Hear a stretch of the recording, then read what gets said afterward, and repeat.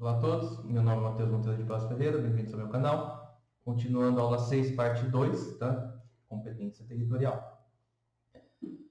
Bom, nós vamos ver a competência territorial agora de fato, né?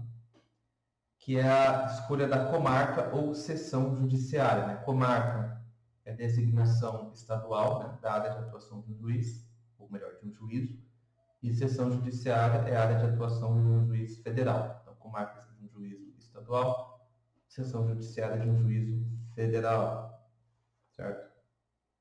Bom, as causas civis serão processadas e decididas pelo juiz nos limites da sua competência territorial, na verdade, no limite de todas as suas competências, né?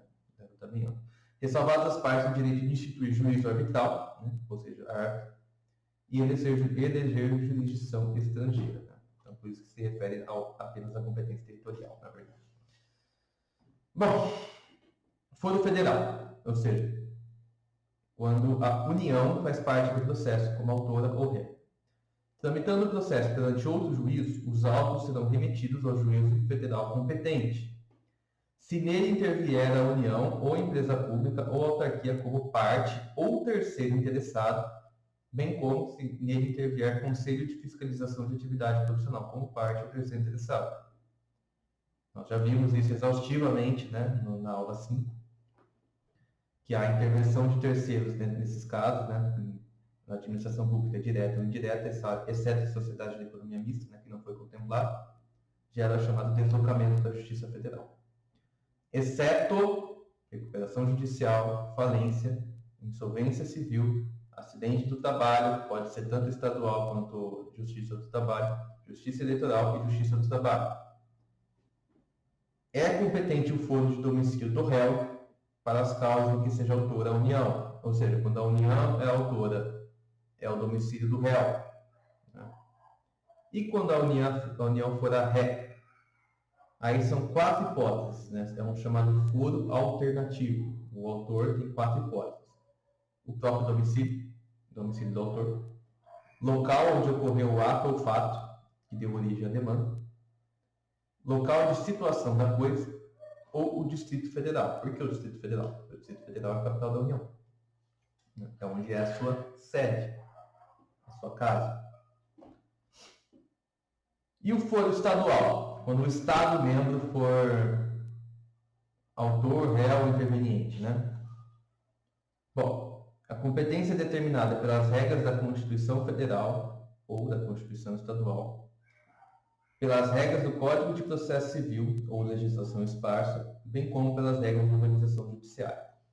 Jornada Permanente 236. O Código de Processo Civil não estabelece ordem de prevalência entre os institutos, né, entre os artigos de lei, mas apenas fontes normativas sobre competência.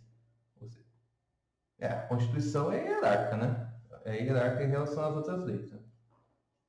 Que, de fato, as outras leis estariam em mesmo pé de igualdade.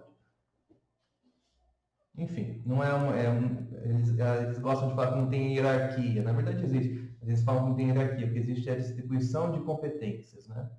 Mas sim, tem hierarquia, principalmente quando é competência concorrente. Tá? Mas isso aí é assunto para outra coisa. Foro. É competente o foro de domicílio do réu, para as causas que seja autor Estado ou Distrito Federal, ou seja, igual à União. E, assim como a União, quando o Estado ou o Distrito Federal for...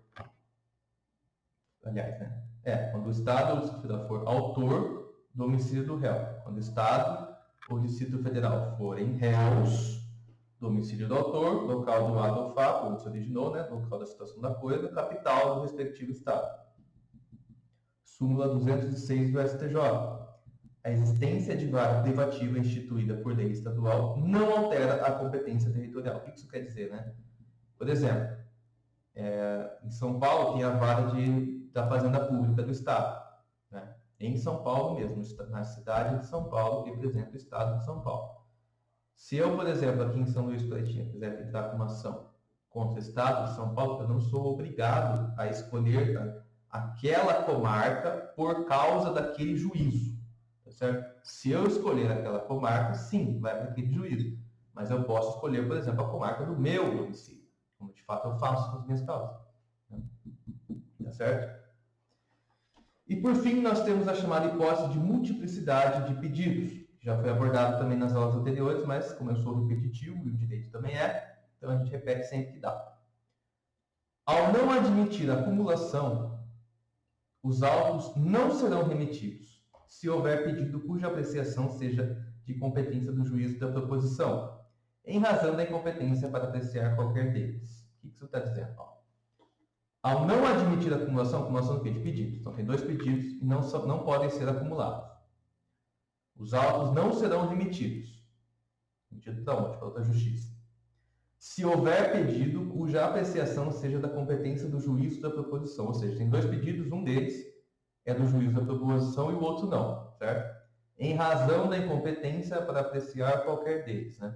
É baseado nesse dispositivo que se você tem um pedido federal e um pedido estadual no mesmo processo, se na justiça estadual o pedido estadual prossegue e o federal é extinto, se na justiça federal o federal prossegue e o estadual é extinto. Por isso que fala, não serão remetidos. Prossegue o artigo, né? O juiz estadual não examinará o mérito daquele em que existe interesse federal, ou seja, a extinto. O juiz estadual examinará o mérito daquele em que não existe interesse federal, né? Ou seja, de competência residual desse Estado. E o juiz federal restituirá os autos ao estadual sem suscitar conflito se o ente federal for excluído do processo, né? Aqui a hipótese seria a seguinte: você faz o pedido federal e estadual, o juiz estadual analisa e fala, o federal está extinto. Tá certo? Ou então, aqui na verdade, aqui seria a hipótese do seguinte, né? Você faz o pedido federal e o juiz federal fala, não é competência aqui, vai para o estadual. E aí ele restitui os autos. Tá certo? Bom, súmula 489 do STJ, reconhecida a continência, devem ser reunidas na Justiça Federal as ações civis propostas nesta e na Justiça Estadual. Ou seja, quando há continência, entre pedido federal e pedido estadual, há reunião. Já quando há conexão, não há reunião. E quando há acumulação, também não há reunião. Um dos pedidos é extinto, né? Lembrando que na continência, para haver reunião, o pedido continente deve ser posterior. Porque se ele for anterior, o pedido contido é extinto, tá? Então não basta só ter um pedido federal, né, e um pedido estadual, sendo qualquer deles conexo, sendo qualquer deles continente. É necessário que o pedido continente seja posterior, ou seja, o pedido maior seja posterior. E aí não há ressalva que ele seja federal ou estadual, tanto faz, né? Bastando ser continente posterior, ele já iria para federal, certo? Pelo menos não existe jurisprudência sobre isso. Ainda, né? Talvez exista no futuro. Bom, essa foi a segunda parte. Se gostou do vídeo, curte, compartilha, se inscreva no canal. Deixe um comentário útil. Até a próxima.